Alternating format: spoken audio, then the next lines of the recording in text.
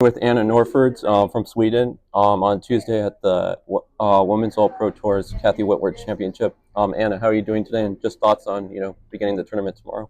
I'm doing well today. Like I'm very excited for this week. Yeah, It's hot weather, but there's some wind out there, and I think I'm a pretty good wind player, so I'm very yeah, excited to get this challenge taken on. So yeah. nice. So you're seventh so far. On the WAPT tour. There's three tournaments left, including this one. Next tournament's in Kansas, hmm Wichita, Kansas. So how would you assess your season so far? And what do you need to do to move up the rankings? With three tournaments left. Yeah, no, it's been a long season, but I feel like I Yeah, play good golf all through the entire season. Like there's just trying to be patient for yeah, that last little thing that's gonna drop. Obviously, like I would like to play well these last yeah, tournaments to like really get up there in the top five ranking, but I feel like just trying to be patient and keep doing what I'm doing, and then yeah. if it happens it happens, but I'm just trying to be patient and not trying to get ahead of myself. Nice. So the reason I do these interviews, when I started, I just happened one WAP tour player followed me on Instagram, and I found out about the WAPT tour. hmm Because I've been a fan of golf for a long time. I've heard of LBJ Epson. I've even heard of the Cactus Tour. hmm Because I grew up in Phoenix, Arizona, but I never heard of the WAPT tour. So how did you find out yourself, about the WAPT tour, and I, what is it like playing on, the WAPT tour? I know you play with other Swedish players like Louise Olsen. I interviewed, mhm. and there's a couple others. Yeah.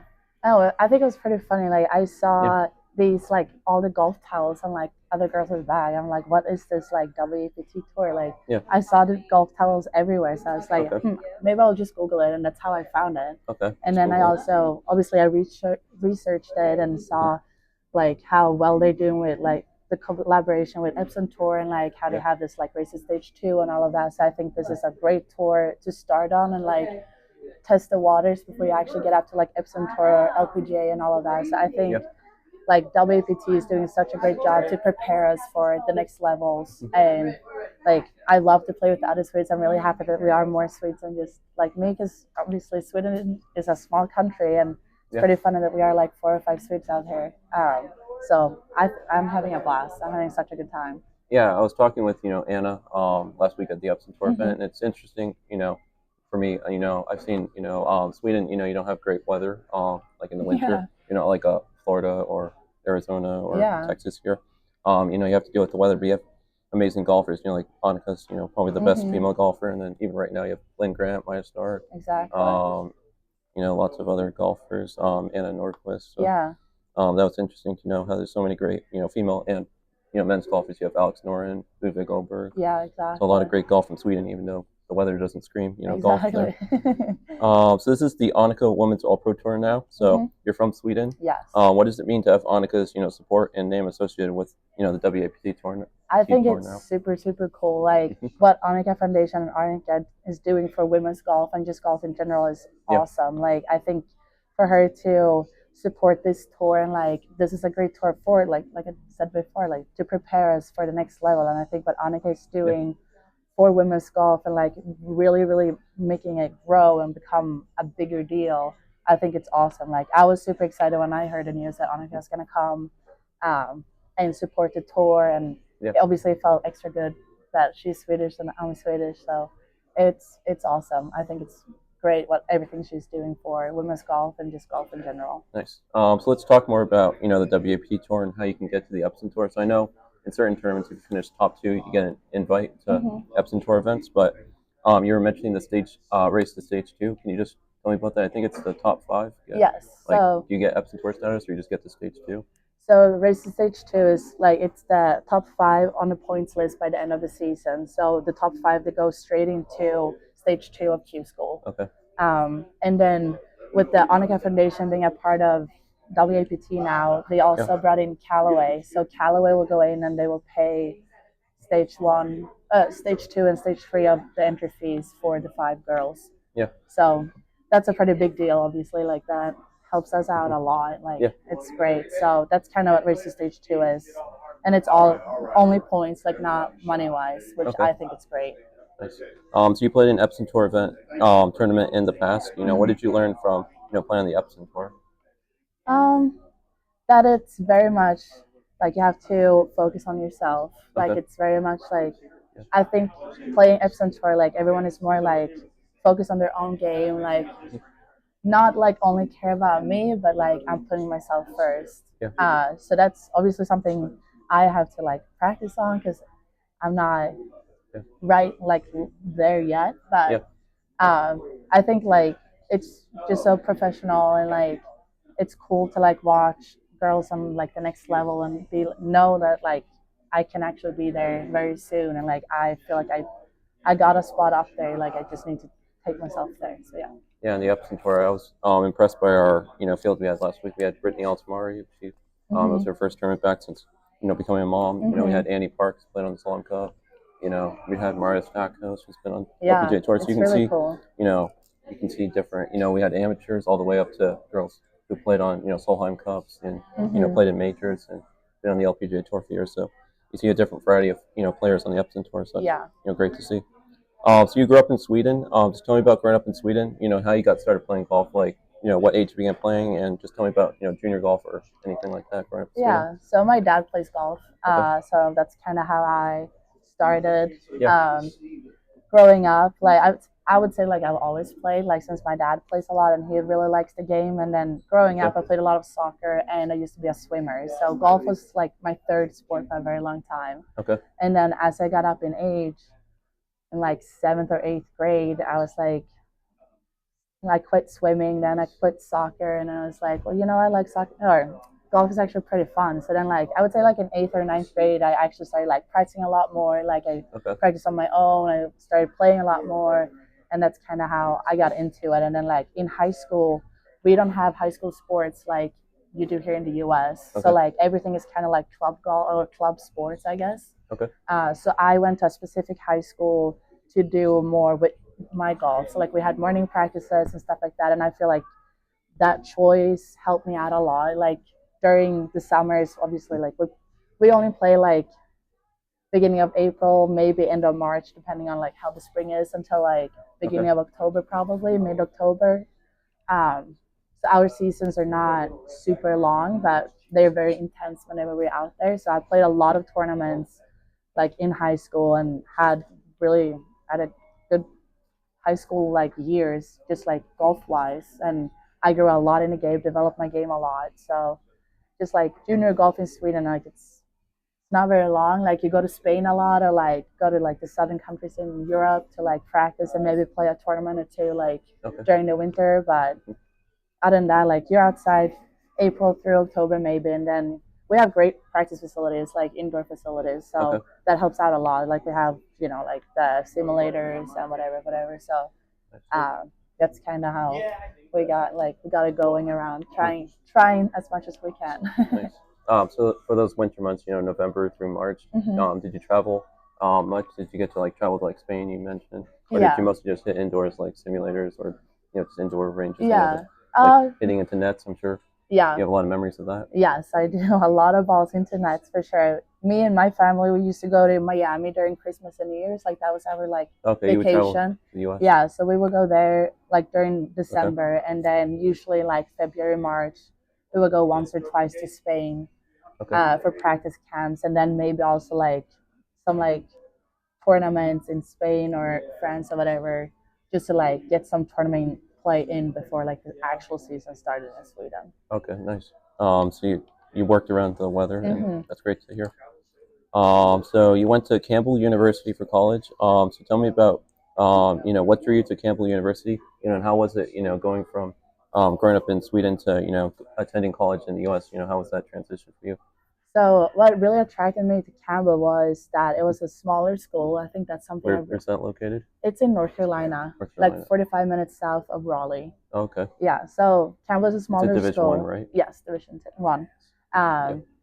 And I think what really drew me there was like there's a smaller school. I really wanted that. Like I didn't want those like really big classes with like 100 people, and then like the teacher doesn't really know you. Like you just a student in their class instead of like actually having a relationship with the teacher or professor. Yeah. That's probably good for you, going to school in another country. Like, did you even know English going into school? So we have English. We started English in school in second grade. So I've had English. I mean, your English is very good right now. Thank you. I mean, I can speak any Swedish, so.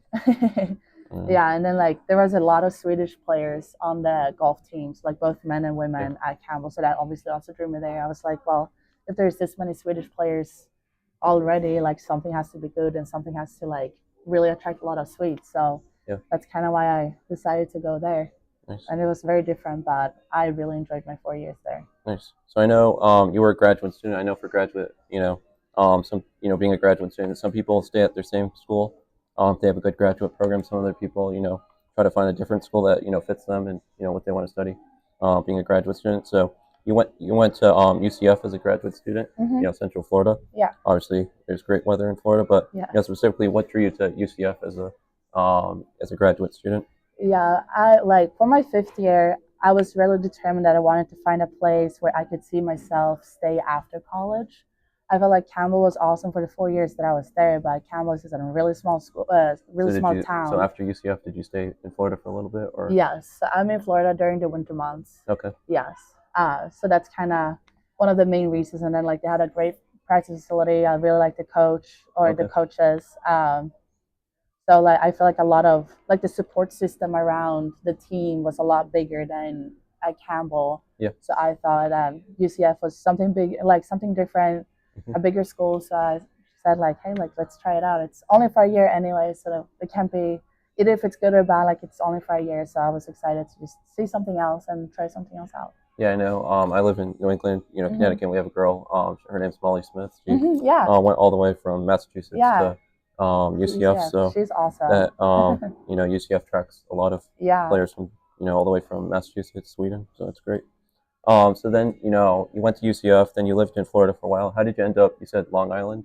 How did you end up having that as your base for the summer? So you're there in the summers, and you're Florida in the winters. Yes, correct. So how did you end up in Long Island? So my boyfriend is from Long Island. Okay. He grew up out there. So did you meet him in college or some other? We met at Campbell. So he works out there during the summer months. He's in the golf business also. So that's kind of it works out perfectly for me. Like we're out on Long Island. Like, do you have any place you play and practice mostly, or you just go to different courses? Yeah, I have a place where I play and practice, and then also the course he's working at, and then he works down in Florida during the winter. So I just kind of follow along, and it's working out perfectly for me. So yeah, the only course I play a couple times a year, but I go to Bethpage. Yeah, I play Bethpage too. That's a cool place. That's the only one. I had some family in Montauk. Oh, really? I played that course like once or twice, but I've been there a long time. Montauk is awesome. But yeah. So you've represented Sweden, multiple times in your career. Just tell me about that. What is it like to represent, your home country? It's really cool. Yeah, it's very special. It's always something special and something extra and unique to like wear that Swedish golf team logo on your like on your chest. We have such a great like team environment whenever we're out there with the team and like the national team and the coaches. They're just so awesome. I really like that we have this mindset of it's us against the world instead of like trying to fight each other. And like obviously like we're all competitors, but no matter what kind of tournament we're playing, we're always there for each other. And we want it, like I want all my teammates to do well, because the better they do, the better I can do also. Like to see like Ingrid Lindblad, for example, now like playing so well. Yeah, she did well at the Evian. Yeah, exactly. And like she's just in the beginning of her professional career, and being on the same team as her for years, like it's really cool to see her do so well, because I know like, well, like I can do that too in the future. So to represent Sweden has been awesome, and it's been such a pleasure, and really been honored to do all of that. And also I know it starts a week from Friday, but the Olympics are coming up, and I know that's very special because like you take like basketball, for example, you have like Steph Curry and Kevin Durant and all those guys, they play on different teams like Boston and Golden State and Phoenix, but then they come together to represent and it's cool just something different. Or like special you take to, like, swimming, like they all compete against each other, but then they come together to represent the U.S. It's really cool. So that's one cool thing I like about the Olympics. Right? Anytime you represent your country, everyone from Sweden or everyone from the U.S. It's a special feeling for sure. Supports themselves rather than rooting against each other like you usually are. So 2 more questions. Just tell me about your journey through professional golf after UCF. So like, did you play Q school? Did you just enter in some tournaments? What was your journey like? Through turning professional after college? I was very excited to turn pro after college. I felt that I was very done with college. I was like, okay, I'm ready to take the next step. College has been awesome. My amateur career has been really great. So I was really Yeah, excited and ready to take that next step. But then when you do take that step, you're really realizing like, wow, I have to do everything myself now. Like I was excited to like start like okay, deciding when I wanted to leave for a tournament, like decided what I wanted to do like during a tournament day and stuff like that. But then when you do it, you're like, wow, like it's a lot you have to do by yourself. yeah, So it was tough in the beginning. Like it's obviously something new. Like I try to just be like, hey, it's still golf. We're still playing the same game, but I'm a level up now. But now like I'm really enjoying it. Like I enjoy to meet all these different people that I meet every day, to see different places every week.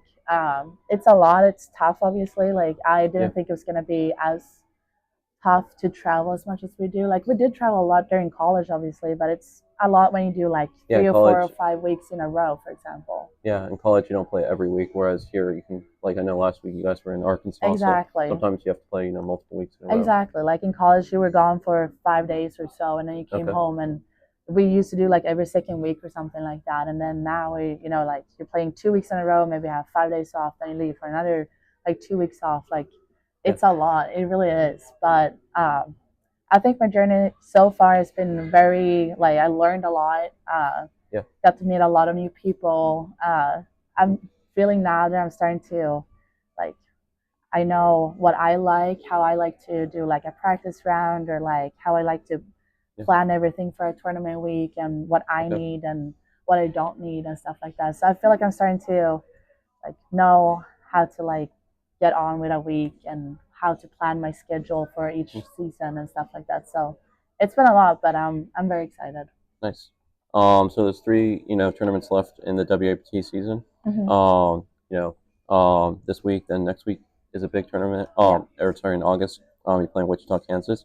So what are some goals you have, with the rest of this, WAPT season, and what are some goals you have going forward with your golf career? Yeah. So obviously one of my goals for the last tournaments is to win one. Okay.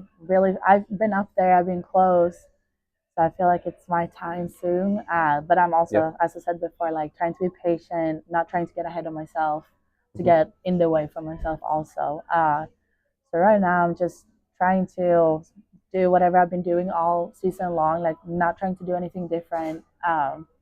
Just trying to be patient, and then obviously like just trying to play a lot of good golf, give myself as many opportunities as possible out there, and then goals with Q School is obviously to qualify through like stage one and stage two, play stage three, and get great Epson status for next year. Like that's obviously a big goal Yeah. for this fall with all the Q School going on and stuff like that. So that's what my mind is on for Yeah. now. Yeah. Yeah. I'm sure being seventh, your goal is probably to get in the top five, and Mm-hmm. hopefully get some Epson Tour status next year. Right.